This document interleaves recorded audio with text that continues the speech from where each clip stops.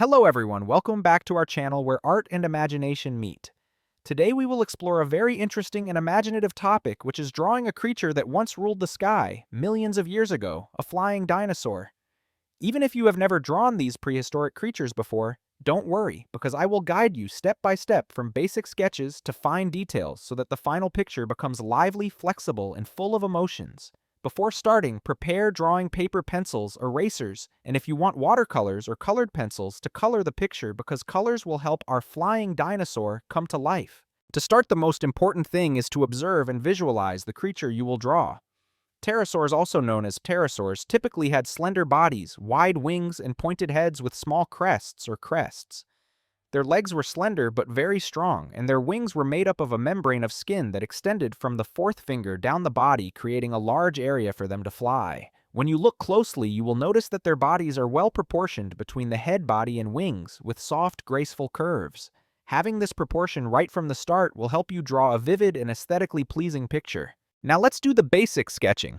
Start by drawing a long, slightly curved central torso line, which will be the main axis for the pterosaur's body frame. Next, mark the position of the head with a slightly pointed triangle extending forward because many pterosaurs had long heads and pointed beaks. Then sketch the body with a small oval connecting to the head, forming the thorax where the wings would attach. The belly can be slightly tapered towards the end of the body, creating a sense of flexibility when flying. In this step, you only need to draw light, easy-to-edit lines. The goal is to determine the correct overall proportions between the head, chest, and belly. Next, we will draw the wings. The wings of flying dinosaurs are the most important highlight because they not only help the creature fly, but also create the unique beauty of the picture. Let's start with the front wings. Draw a curve extending from the chest slightly wider towards the body and gradually tapering to the tip of the wing.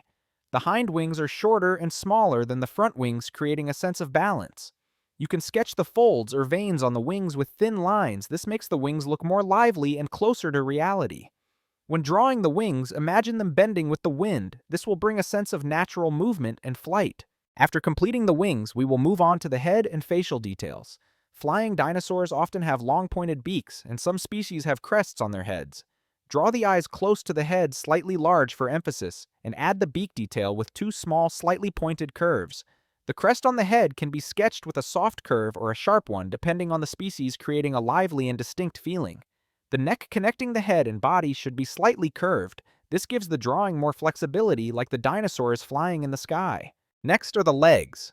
Flying dinosaurs have thin legs with 3 or 4 toes and often fold in when flying. Draw each leg with clear joints slightly curved towards the belly, creating a sense of flexibility and balance with the body. The legs do not need to be too big or heavy as they are thin, but strong enough to support the creature when perching or taking off.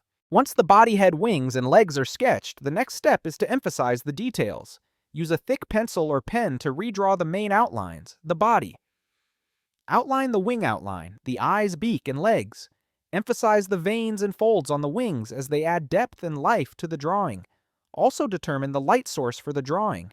For example, if the light is coming from the top right, make the right wing head and abdomen brighter, and use light pencil strokes to create shadows on the opposite side, making the drawing more prominent and natural. Next comes the coloring step.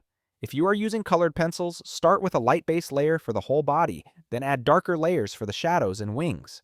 If you are using watercolors, paint from a light layer, let it dry, then add darker layers to create a transparent effect on the wings and body details. Flying dinosaurs can be a variety of colors: brown, green, yellow, or earth tones with reflected light. When coloring the wings, emphasize the light and shadow to create a sense of flight and natural movement. Don't forget the surroundings. A large sky with clouds, some distant mountains, or tree branches that the dinosaur could perch on will add life to the picture. Draw these details using soft curves, harmonious color combinations, and not too much detail so as not to distract from the dinosaur. You can blur the background a bit, helping the creature become the center of the picture while also creating a sense of depth and space. Once everything is complete, check your painting. Check to see if the proportions, lines, details, and colors are balanced. You can emphasize small details like the eyes, beak veins, or folds on the wings to make the painting more vivid. A little tip is to look at the painting from a distance.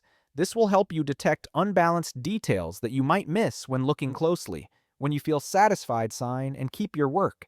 And now, when you look at the finished painting, take a moment to feel each line from the wide wings, the graceful body, to the delicate details on the head and beak. Each stroke has a personal stamp, and that is what makes the work special. Painting is not just about recreating an extinct creature, but also a journey to practice patience, subtlety in observation, and your own creativity. Flying dinosaurs seem ancient and strange, but when you observe and draw them, they become lively, close, and attractive. If you are interested, challenge yourself by drawing more flying dinosaurs with different colors and shapes, or discover more prehistoric creatures. Each time you do, you will practice your observation skills, color matching proportion, and creativity. Don't forget to share your work with friends, relatives, or on art platforms because every painting deserves to be cherished and admired. Finally, remember that art is a journey, not a destination. Each painting you draw is a step forward in that journey. Enjoy the process, learn from small mistakes, and always believe in your creativity. Thank you for taking the time to draw with me today, and I hope you had a relaxing, enjoyable, and inspiring time. See you in the next art tutorials where we will explore more unique creature scenes and ideas to turn your imagination into reality.